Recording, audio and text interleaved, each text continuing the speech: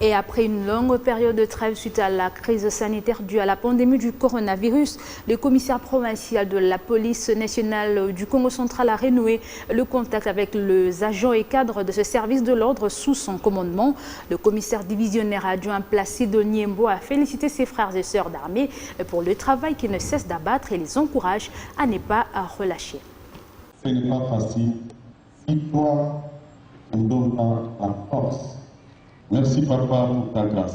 Après une courte prière dite par lui, c'est par son cri légendaire de guerre que le commissaire provincial de la police nationale du Congo central a débuté cette parade générale, la première du genre après la levée de l'état d'urgence sanitaire dû au Covid-19 qui avait été décrété par le président de la République, Félix Antoine Tshisekedi Tshilombo, lequel état d'urgence interdisait les rassemblements de plus de 20 personnes.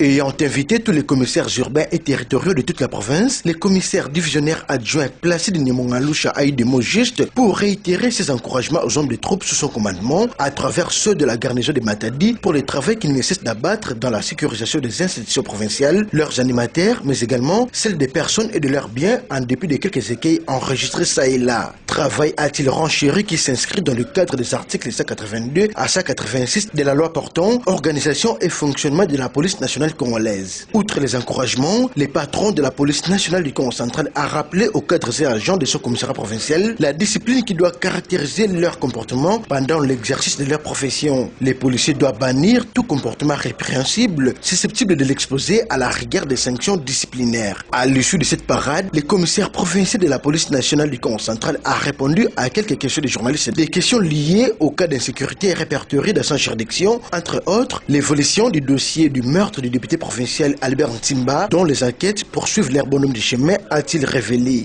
J'ai d'abord tenu, après cette longue trêve due à la maladie de Covid-19, j'ai tenu à remercier tous les policiers du Congo central par rapport au travail abattu. Et je suis allé jusqu'à rappeler là où l'émission de la police nationale congolaise, parce que la répétition est la mère des sciences. Mais parler de la mort de l'honorable Simba, c'est déplorable. C'est quelqu'un que je connais personnellement. Je l'ai reçu dans le bureau où nous sommes à 3 ou 4 reprises. J'ai parlé avec lui, je le connais personnellement. Je regrette qu'il soit lâchement tué chez lui, à la maison.